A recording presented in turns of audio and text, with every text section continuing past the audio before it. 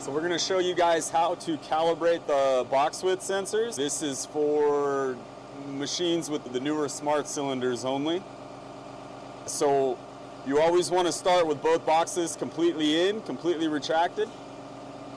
And you can see here on the diagnostic page, if you go to cam and string pot, we can see that we're at 0.52, 0.53. We're at very similar voltages. So it's going to be 0.5 to 0.45 volts.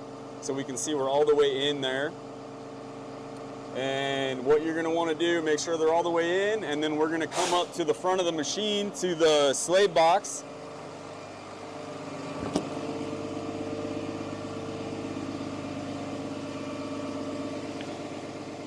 And we want to disconnect the sensors, which when they're disconnected, the computer sees a fault and it clears any current calibration that it has.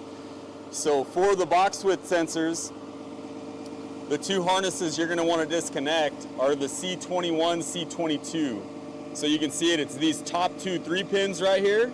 So we're just going to disconnect them, leave them disconnected for a couple seconds, long enough for the computer to see a fault, and go ahead and plug them both back in, and then we're going to go back to the operator station.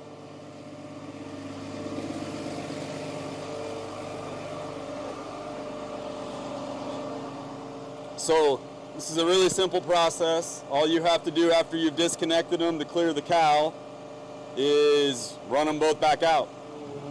So you can see on the screen here as I'm running them out, it's stuck at 10 feet because there's no calibration in there yet. Wait for them to get all the way out here. And as soon as we get to full width, you should see it pop to 20 feet wide.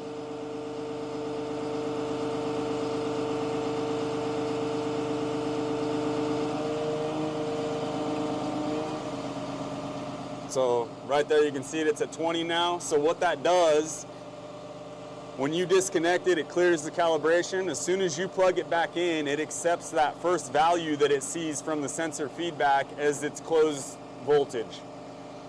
The next time it stops, so as we start running it out and it gets to 20 feet, where it stops that next time, it accepts that voltage as full width. And then it just scales it linearly between those two voltage numbers. So it knows the lowest voltage is 10 feet and the highest voltage is 20, and it scales in between those 2 points.